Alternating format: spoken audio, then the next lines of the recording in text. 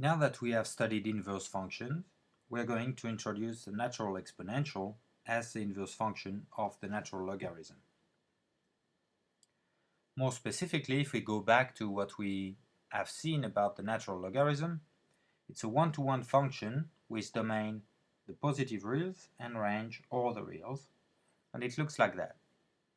Because it's one-to-one, it has an inverse function that we will tentatively denote exp for exponential, and that we call the natural exponential function,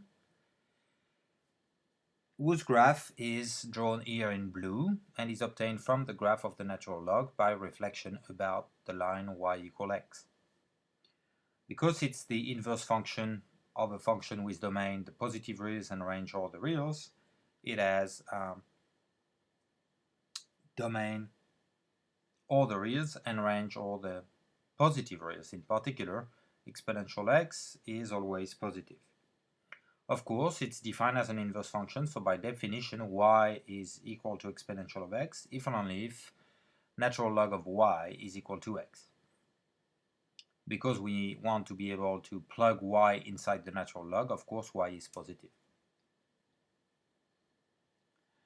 So, since the exponential and logarithm function are inverse of each other, exponential of ln of x is x as long as x is in the domain of ln of x, that is x is positive, and ln of exponential of x is x as long as x is in the domain of the exponential, which is all the reals. So this is true for all reals. Now you may notice that if I take e to the x, where e is the Euler number, one of the properties of the natural log that we have seen is that I can pull out the exponent x and I get x times the natural log of e, and by definition the Euler number e is the number whose natural log is 1. So ln of e is 1, so I get just x. Now if you compare these two lines, ln of exponential of x is x and ln of e to the x is x. That means exponential of x and e to the x have the same natural log, but natural log is a one-to-one function. That means it can only take the same value if exponential of x and e to the x are equal. So we obtain that this exponential of x can be written e to the x, where e is the Euler number. And that's the notation we're going to keep from now on.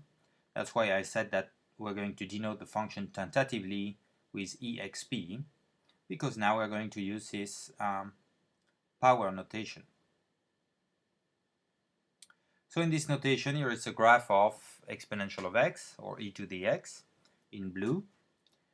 And you see that because natural log has a vertical asymptote x equals 0, in other words, when x is approaching 0, ln of x is approaching negative infinity, in the reflection about y equal x, this branch of the natural log becomes a branch that approaches y equals 0, the x-axis, as x goes to negative infinity.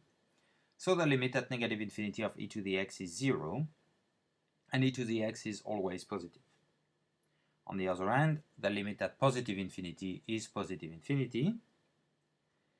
And as we have already noticed, the domain is all the reals, the range is only the positive reals. And you can see on this picture that it's increasing and concave up. This is something we'll justify again analytically in a moment. In this power notation, we can rewrite the definition of the exponential as e to the x is y if and only if x is ln of y. And you see that the fact that the graph goes through the point of coordinate 0, 1, because the point of coordinate 1, 0 was on the graph of ln of x, so by reflection 0, 1 is on the graph of e to the x, fits nicely with the power notation. We have e to the 0 is 1. Of course, this is consistent with the standard rules of exponent, that if you take a power 0 of anything, you get 1.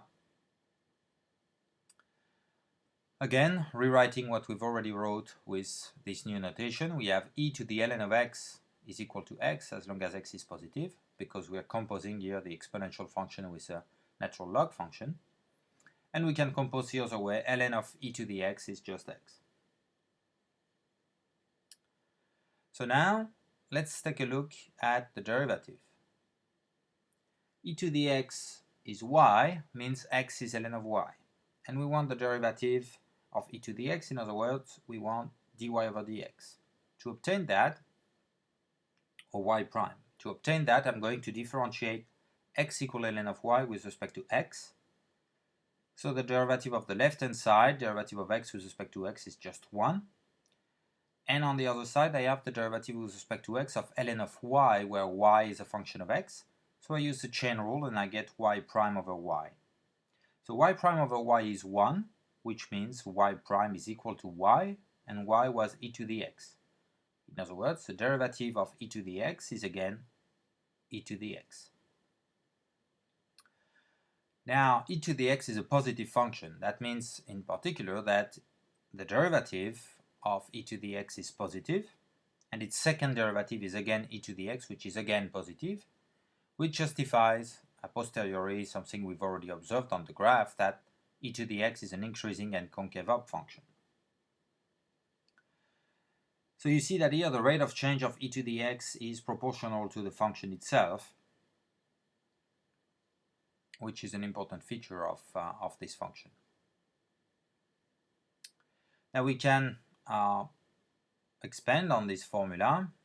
If now u is a function of x and I want to differentiate e to the u, then I use the chain rule, get derivative of the exponential function evaluated at u, that's again e to the u, because the exponential is its own derivative.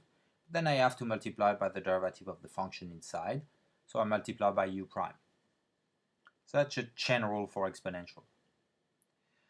Of course, the fact that the derivative of e to the x is e to the x means an antiderivative of e to the x is also e to the x. So we can turn around this formula to the effect that the integral of e to the x is e to the x up to a constant. To finish with standard formulas about exponential function, let me remind you that for the natural log we had some logarithm laws. Namely that the log of a product is the sum of the logs as long as x and y are in the domain of the log. Log of a quotient is the difference of the logs, and if I take the log of a power, I can pull out the power as a multiplicative constant in front. So those laws have counterparts in terms of exponentials. So we obtain these laws of exponents, namely that e to the x plus y is e to the x times e to the y. E to the x minus y is e to the x divided by e to the y. In particular, e to the negative y is 1 over e to the y. And e to the x to the r is e to the rx. So let's look at the first law to try to justify it. I'm going to start from the right-hand side, e to the x times e to the y, and plug it inside a log. Because of the first law of logarithms, I have log of a product. E to the x and e to the y are both positive, so I can apply this law of logarithms, and I get the sum of ln of e to the x and ln of e to the y. But because natural log and exponential are inverse of each other, ln of e to the x is just x, ln of e to the y is just y, so we obtain x plus y.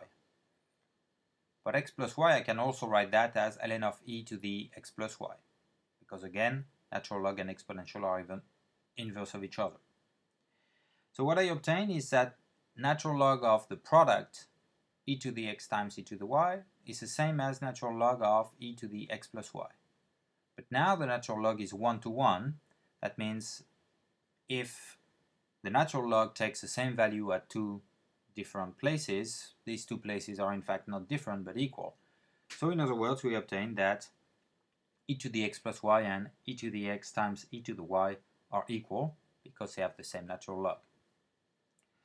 A similar argument would apply to the second law using the third law of logarithm.